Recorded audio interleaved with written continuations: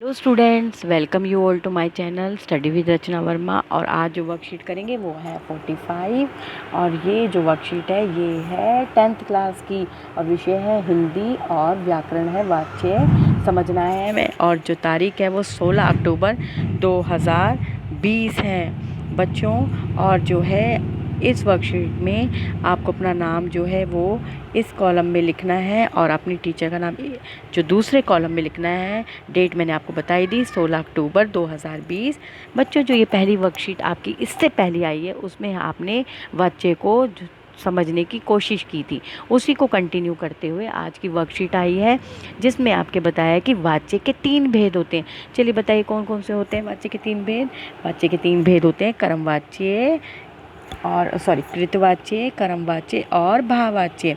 जो है कृतवाच्य के बारे में हमने जान लिया था, आज हम समझेंगे कर्मवाच्य और भाववाच्य। चलिए, कर्मवाच्य क्या होते हैं। कर्मवाच्य होते हैं जिस वाक्य में कर्म की प्रधानता का बोध हो, यानी क्रिया के जिस रूप में कर्म प्रधान हो उसे हम कर्मवाच्य कहते हैं। कर्मवाच्य में क्रिया केवल सक्रमक होती है, जैसे कुछ वाक्यों में से या के द्वारा जो है विभक्ति का प्रयोग करते हैं, जैसे अक्षत से या अक्षत के द्वारा सेब खाया गया, या सेब अक्षत से या के द्वारा खाया गया। अब आजिए कर्मवाच्य। इसमें क्या होता है बच्चों। मोहन से पत्र लिखा गया, दुकानदार द्वारा दुकान बंद कर दी गई आदि। दिए गए शब्द भंडार में इसी प्रकार आप भी कुछ वाक्य बनाकर लिखेंगे जिसकी क्रम की प्रधानता होती है। अब यहाँ पे देखिए शब्द भंडार है आपके सामने, चित्र है, के द्वारा है, गीत है, बनाया है, लिखा है, झूला है, समाचार पत्र है, निबंध है, सब और आपका सपना और पढ़ा। ठीक है, यहाँ पे आपको जो है शब्द भंडार में से कुछ शब्द बनाकर लिखने जिसकी क्रम की प्रधानता होती है। अब आ जाइए भाववाच्य पे। जिस वाक्य में भाव की प्रधानता हो, यानी जिसमें क्रिया में जिस रूप में जो है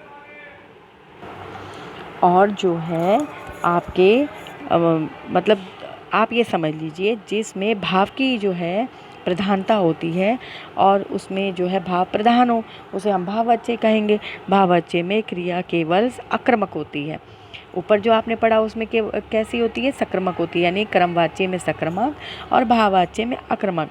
इसमें ना तो कर्ता की प्रधानता होती है और ना ही क्रम की, बल्कि क्रिया का भाव भी प्रधान होता है, जैसे अक्षत से हंसा नहीं जाता।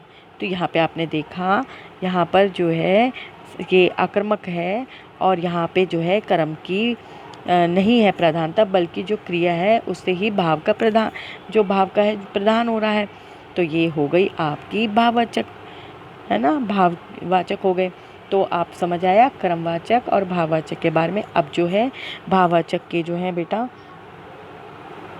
थोड़ा सा सिर्फ वो ठीक कर देते हैं। हाँ, तो यहाँ पे है कि बेटा भाववाचक के कुछ और उदाहरण हैं, जैसे कि नाना जी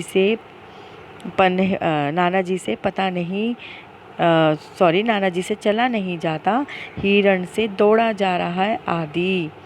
तो यहाँ पे दिए गए शब्द भंडार से किसी प्रकार आप भी कुछ वाक्य बनाकर लिखिए जिससे भाव की प्रधानता हो।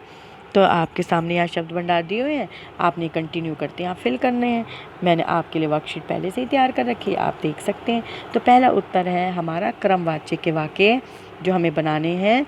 मोहन के द्वारा समाचार पढ़ा गया, माता जी के द्वारा गीत लिखा गया, सपना के द्वारा दौड़ा गया, राम से पत्र नहीं लिखा गया, मेरे से कार्य संपन्न नहीं हुआ। और उत्तर दूसरे में भाववाच्य के वाक्य हैं। मुझसे रोया नहीं जाता, राम से दौड़ा नहीं जाता, मुझसे रुलाया जा रहा है। ठीक है, यहाँ पे थोड़ा ठीक कर लेते हैं, पहले आगे पढ़ लेते हैं। सचिन से खाना बनाया नहीं जा रहा, सचिन से गीत नहीं गाया जा रहा। यहाँ पे आएगा मुझसे रोया, मतलब मुझे रुलाया नहीं जा रहा।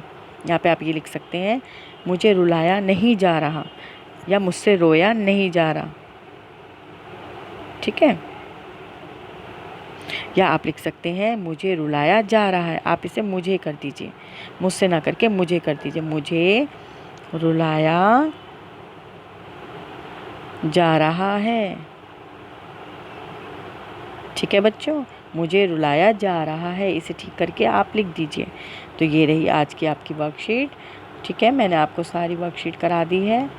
अब आपने जो है अच्छे से फिर समझना है कि भाई कर्मवाच्य क्या होते हैं, इसमें कौन सी क्रिया लगती है, और जो है आपके भाववाचक क्या होते हैं, इसमें कौन सी क्रिया लगती है, और जो वाक्य बनाने तो मैंने आपको सिखाई दिए। और आप चाहते हैं मैं ऐसी संक्षेप में आपके लिए और वीडियो बनाऊं और आपको आंसर प्रोवाइड करूं, तो मेरे चैनल को सब्सक्राइब करें, कमेंट करें और लाइक करें। Thank you so much for watching my video.